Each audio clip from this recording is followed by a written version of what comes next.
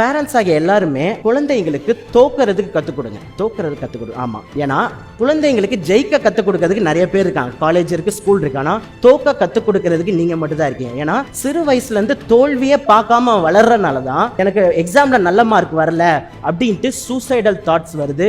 சின்ன சின்ன depression, anxiety எல்லாருமே குழந்தைகள் சூசைடுக்கு போற ரீசனே அவங்க தோக்கவே இல்லை. பேம்பரிங் பண்ணி வளர்க்கறதுனால தோல்வினா அவனுக்கு என்னன்னே தெரியல. அப்போ நீங்க பண்ணக்கூடிய முதல் வேலை அவங்கள தோக்குறதுக்கு கற்றுக் கொடுங்க. அதே மாதிரி இன்னொரு விஷயம், மெயினான விஷயம், ஸ்ட்ரெஸ் ஹேக் ஒன்று இருக்கு. அதாவது ஸ்ட்ரெஸ் வந்து நெகட்டிவ் ஹார்மோன் வச்சுக்கிட்டா அதுக்கு ஆப்போசிட் எப்பவுமே உடம்பு அதையுமே தயாரிக்குது. அதுதான் positive hormone. Dopamine, oxytocin, serotonin, endorphin, டோஸ்ன்னு சொல்லுவோம். ஸோ இந்த ஹார்மோனை நம்ம வந்து நிறைய ப்ரொடியூஸ் பண்ற ஹேக் நம்ம கற்றுக்கிட்டோம்னா ஸ்ட்ரெஸ்ஸை பற்றி பயப்படவே வேண்டாம். ஸோ இந்த டோஸ்ன்ற ஹார்மோன் வந்து என்னெல்லாம் பண்ணால் தெரியுமா வந்து ஆக்டிவேட் ஆகும்? ரொம்ப ஈஸி. சந்தோஷமாக இருந்தால் இது ஆக்டிவேட் ஆகும், ஹாப்பியாக சிரிச்சுட்டே இருந்தால் ஆக்டிவேட் ஆகும். உங்களுக்கு பிடிச்ச ஃப்ரெண்ட்ஸு, கேர்ள் ஃப்ரெண்டோ இல்லை ஃபேமிலி கூட டைம் ஸ்பெண்ட் பண்ணிங்கன்னா இந்த ஹார்மோன் வந்து ப்ரொடியூஸ் ஆகும்.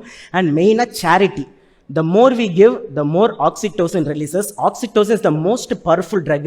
எவ்வளோ விலை கொடுத்தாலும் வாங்க முடியாத நிறைய மருந்து நம்ம உடம்பே வந்து ப்ரொடியூஸ் பண்ணுது. டாக்டர், என்னோட பசங்களுக்கு எப்படி ஹெல்த்தியாக வச்சுக்கணும், எனக்கு என்ன ஆனாலும் பரவாயில்ல, ஆனால் என்னோட குழந்தை வந்து காப்பாற்றுங்க அப்படின்னு சொல்லுவாங்க. ஸோ அவங்கக்கிட்ட நான் சொல்கிற ஒரே ஒரு அட்வைஸ் தான் இன்றைக்கி உங்ககிட்டயும் நான் ஷேர் பண்ண போகிறேன். குழந்தைகள் வந்து அப்பா அம்மாவை பார்த்து தான் வளர்கிறாங்க. ஸோ அப்பா அம்மா, பேரண்ட்ஸ் தான் குழந்தைங்களுக்கு ரோல் மாடல். முதல்ல நீங்கள் ஹெல்த்தியாக இருக்கிறீங்களா இல்லையான்ற கேள்வி கேளுங்க. அப்படி இல்லைனா என்ன பண்ணணுன்றது நான் சொல்கிறேன். So how to live healthy. So section 2ல் இப்போ 4 pillars ஆஃப் ஹெல்த்தை பற்றி நம்ம குவிக்காக பார்த்துடலாம். ஸோ ஃபர்ஸ்ட் pillar 1 பார்த்தீங்கன்னா சிர்கேடியம் ரிதம். ஸோ நிறைய பேர் பேசப்படாத ஒரு டாப்பிக்காக இது இருக்குது, but it very very powerful. So உங்களுக்கு தெரியுமா, நம்ம உடம்புக்குள்ளேயே ஒரு கடிகாரம் இயங்கிட்டு இருக்கு. நம்ம உடம்புக்குள்ள பல கோடி செல்கள் இருக்குது. கிட்டத்தட்ட 37 ட்ரில்லியன் செல்ஸ் வந்து நம்ம உடம்புல இருக்குது. அந்த ஒரு செல்லுக்குள்ளேயுமே ஒரு கிளாக் இருக்குது. ஸோ ஒரு செல்லுக்குள்ளேயுமே ஜீனுன்னு உங்களுக்கெல்லாம் கேள்விப்பட்டிருப்பீங்க, ஜெனட்டிக், டிஎன்ஏ அப்படின்ட்டு.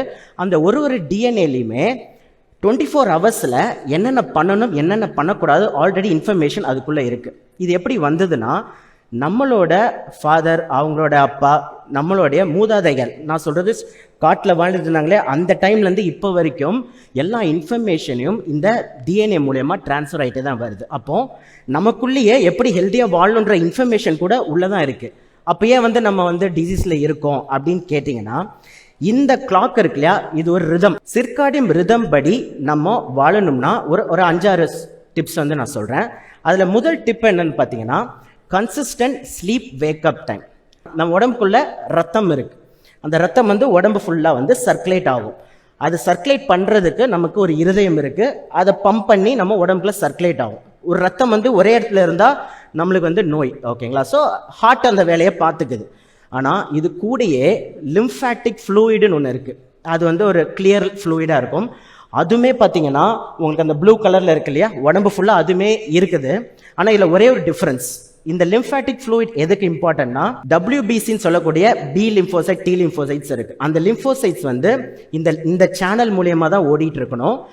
நம்மளோட இம்யூனிட்டிக்கு மிக இம்பார்ட்டண்ட்டாக யூஸ் ஆகுறது இந்த லிம்ஃபேட்டிக் நோஸ். குழந்தைங்களுக்குலாம் நீங்கள் எக்ஸ்பீரியன்ஸ் பண்ணி ஃபீவர் வரும்போது நெறி கட்டி இருக்குன்னு சொல்லுவாங்க, கேள்விப்பட்டிருப்பீங்க. இங்கே கன்னத்தில், இங்கே அக்கிலெல்லாம், இதெல்லாமே லிம்ஃப் நோட்ஸ் சண்டை போடும். அந்த பாக்டீரியாவை சண்டை போட்டு அழிச்சு வெளியில் தள்ளுறதா இதோட வேலை. ஆனால் இதனால் உடம்பு ஃபுல்லாக சர்க்குலேட் பண்ண முடியாது, ஏன்னா இதுக்கு ஒரு ஹார்ட் கிடையாது. அப்போ இதை சர்க்குலேட் பண்ணுறதுக்கு நம்ம பண்ண வேண்டிய பேசிக் விஷயம், கை காலை நல்லா வந்து மூவ்மெண்ட் கொடுக்கறது, ஜாயிண்ட் வந்து ரொட்டேட் பண்ணுறது, நம்ம நடக்கிறது, ஜாகிங்கு, வாக்கிங், இது மாதிரி பண்ணும்போது லிம்ஃபேட்டிக் தானாக சர்க்குலேட் ஆகும். உங்களோட இம்யூனிட்டி கொஞ்சம் கொஞ்சமாக பூஸ்ட் ஆகிறத வந்து பார்க்கலாம்.